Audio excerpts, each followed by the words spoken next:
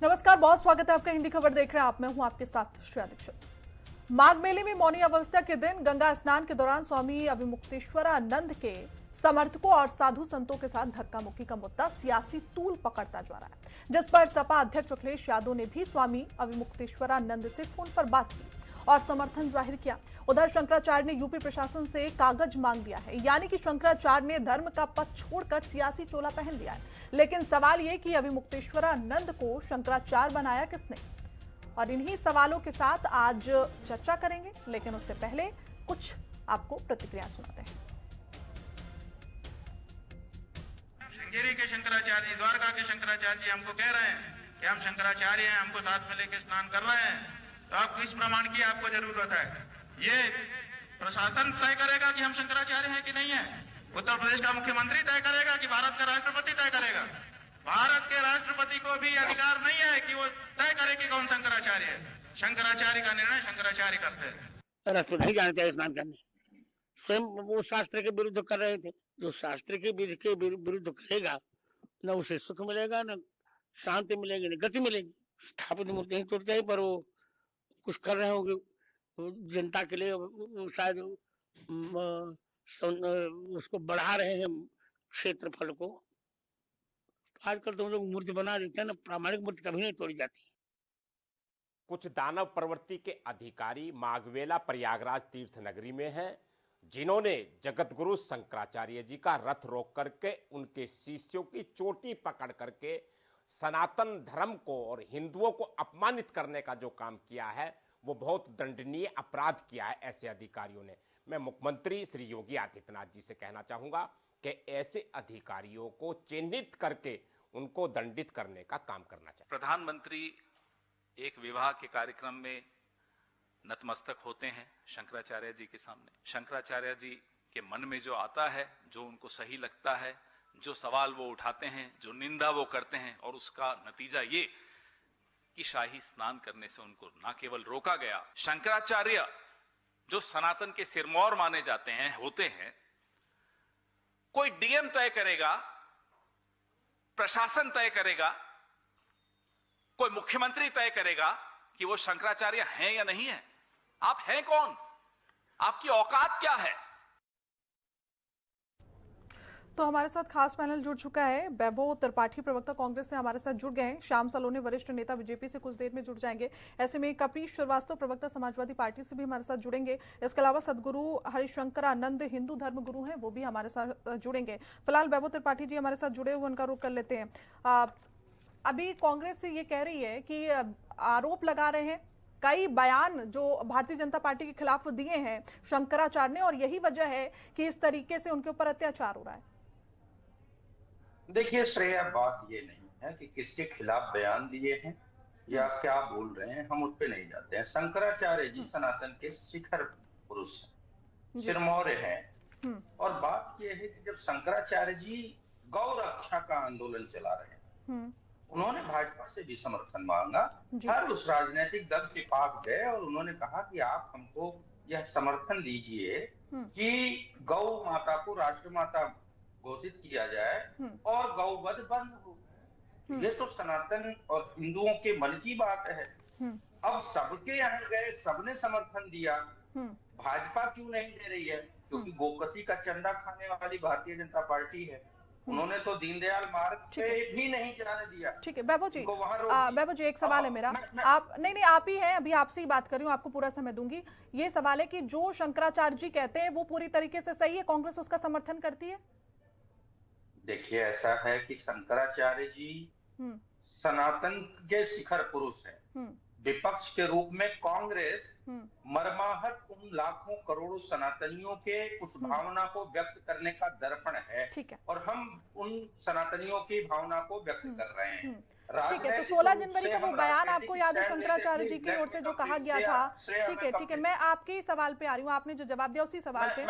16 जनवरी को, ठीक है, मैं आप ही की बात पे आ रही हूँ सर, आप ही की बात पे आ रही हूँ। 16 जनवरी को जो कहा गया था शंकराचार्य जी की ओर से कि अगर राहुल गांधी वहां जाते हैं अयोध्या तो उनको अंदर नहीं घुसने दिया जाए क्योंकि वो हिंदू विरोधी है, तो इसका भी समर्थन करती है कांग्रेस? देखिए, ऐसा है कि मैं शंकराचार्य जी के, क्योंकि वो सनातन के शिखर पुरुष हैं, मैं उनका सम्मान करता हूँ। ठीक है, राजनीतिक रूप से हमारे जो कर्तव्य हैं हम वो करेंगे, धार्मिक रूप से जो उनके कर्तव्य हैं वो कर रहे हैं। तो हम तो कहीं नहीं जा रहे हैं किसी सन्यासी पर बैन लगाने, ना ही किसी सन्यासी के खिलाफ बात करने। सवाल तो ये खड़ा हो गया है कि मेला प्रशासन जो 2022 से शंकराचार्य का स्वागत अवभगत कर रहा था, 2025 में महाकुंभ में भी उनका अवभगत हुआ, अचानक से वो कहता आप शंकराचार्य हैं कि नहीं बताएं। तो जो सर्टिफिकेट प्रधानमंत्री पिछले 11 वर्षों से नहीं दे पा रहे हैं, उनके इशारे पर शंकराचार्य जी से सर्टिफिकेट मांगा जाएगा। ये जो नागपुरी संतरों की दीक्षा लेके बैठे हैं लोग, उन नागपुरी संतरों से सनातन की दीक्षा नहीं लेने की जरूरत है। अगर दम है, कई सारे प्रमाण पत्र दिए हैं, कई प्रमाण दे दिए हैं शंकराचार्य जी और उनके समर्थकों ने कि कैसे वो शंकराचार्य हैं। अगर दम है प्रधानमंत्री नरेंद्र मोदी में, तो वो क्यों नहीं अपना सर्टिफिकेट जाहिर कर देते हैं, सबके सामने पेश कर देते हैं। तो सर्टिफिकेट पाने वाला व्यक्ति प्रशासन को आगे करके जिस तरीके से बटुकों का सिखा, अब आप सुनिए, सिखा ये वेणी माँ का स्थान है, यहाँ माता विराजमान होती है, सनातन में इसका वर्णन है, हमारी मान्यता है। जिस तरीके से चाणक्य की शिखा का अपमान किया था घनानंद ने, वैसे ही सत्ता के मद में मदांध योगी और मोदी ने वेद पाठी बटुकों के शिखा का मदन किया है और इनका सर्वनाश अब तय है। इस बात को समझ लीजिए कि सनातन ये हिंदुत्व की बात करते थे ना, हिंदुत्व का भी अपमान, शिखा और जनेऊ हिंदुत्व के प्रतीक हैं। और हो क्या रहा है कि ये स्वर्ण मृगशाला में जैसे काल नेमी राक्षस आया था और माता सीता का हरण हो गया, उसी तरीके से ये हिंदुत्व का चोला ओढ़ कर राक्षस सत्ता में बैठ गए हैं और सीता रूपी जनता की भावनाओं का हरण कर रहे हैं, उनके साथ खिलवाड़ कर रहे हैं। और मैं इस बात के लिए तो आश्वस्त हूँ। अब मुझे ये समझ आ रहा है कि जो हिंदू जनमानस है वो इस अपमान का बदला जरूर लेगा और शंकराचार्य महाभाग सभी के पूज्य है। मैंने आपकी पूरी बात सुनी, लेकिन आपने मेरे सवाल का जवाब नहीं दिया वैभव जी, आपने मेरे सवाल का जवाब नहीं दिया। मैं आपसे फिर से एक बार वो सवाल दोहरा रही हूँ और मैं चाह रही हूँ कि कम शब्दों में उसका आप जवाब दे दीजिए।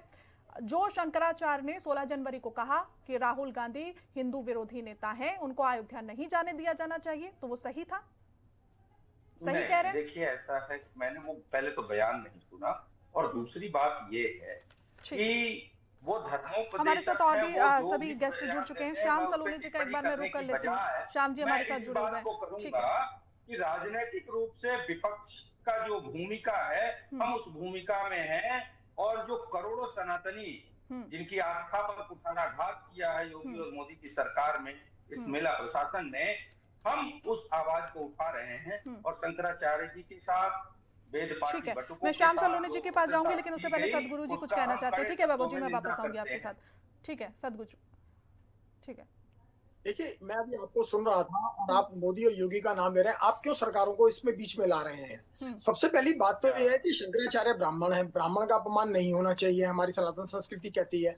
दूसरी बात यह है कि अगर भी वो किसी पद पे विराजमान है और कोई कॉन्ट्रडिक्टरी है, वो अभी कोर्ट के अंदर है, तो हमारे को इस तरीके से व्यवहारिकता वहां पर नहीं देनी चाहिए। और रही बात यह कि थोड़ा सा मैं ये कहना चाहूंगा कि हमारे शंकराचार्य जी को भी किसी भी चीज के लिए एकदम आगे आके एकदम कीन होके बैठ जाना और फिर अपने आप को टाइमलाइट के अंदर आना, ये भी शोभाजनक बात नहीं है। देखिए, हमारा अपना खुद का सम्मान शंकराचार्य से जुड़ा है। हम आदि गुरु शंकराचार्य जी को नमन करते हैं, हमारे हृदय में है, हम उनकी हर चीज का पालन करते हुए उनको नमन करते हैं। लेकिन आप उनके द्वारा दी गई व्यक्ति के ऊपर बैठते हैं और फिर इस तरीके की व्यवहारिक किसी भी परिषद में इस बात का विरोध करने के लिए सामने नहीं आया। मैं ये कहता हूँ कम से कम जूना अखाड़े के महामंडलेश्वर आचार्य को आना चाहिए और उन्हें वक्तव्य देना चाहिए।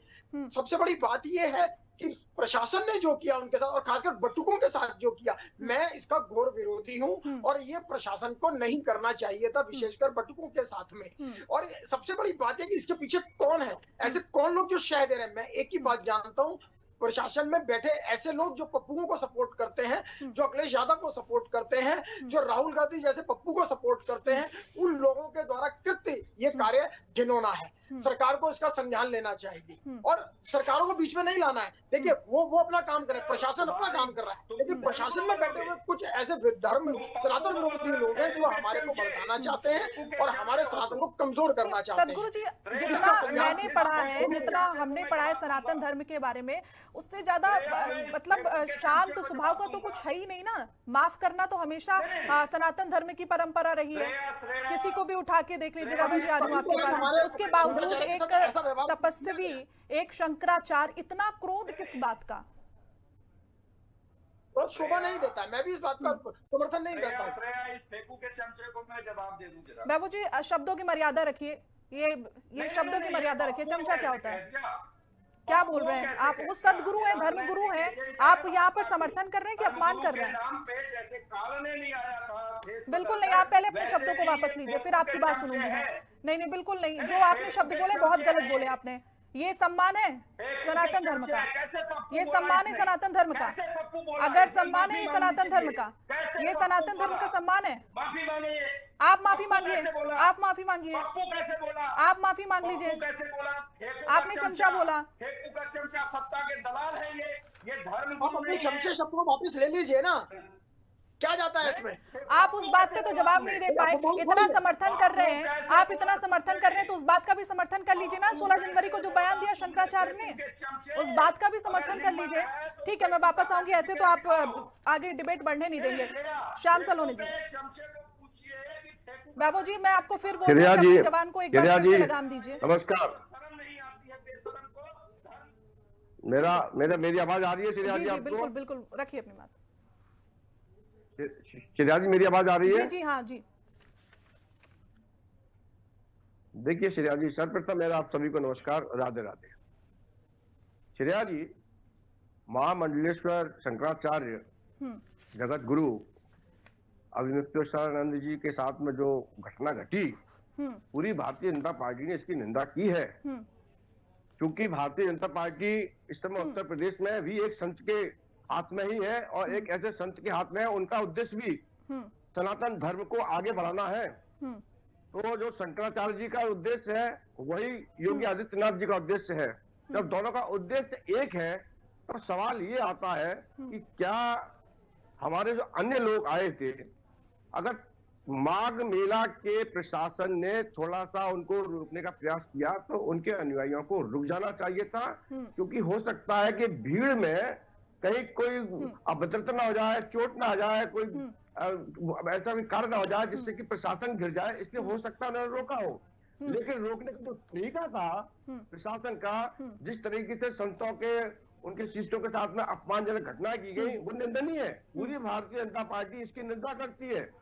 किसी ने भी इसका नहीं कहा कि अच्छा हुआ है। लेकिन जिस तरह से समाजवादी पार्टी आज उनको फोन करके बात कर रही है, ये वही समाजवादी पार्टी है जिसमें उनके अखिलेश यादव जी के आदरणीय पिताजी ने खुलकर के विरोध किया था। लोकसभा में ये कहा था कि मुझे और खुशी होती, मैं मुस्लिमों का सम्मान करता हूँ और तो अयोध्या में और भी मरवा देता। उसके बाद ये अखिलेश यादव जी की सरकार बनी, इन्होंने इन्हीं शंकराचार्य जी के साथ में क्या घटना घटी थी, किस तरीके से अपमानित किया था, ये सर्वविदित है।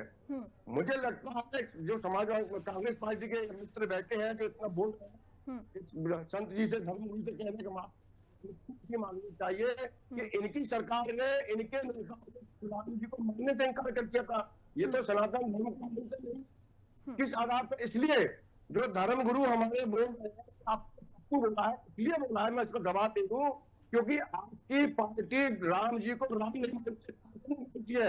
और यदि आप काल्पनिक मानते हो तो या तो आप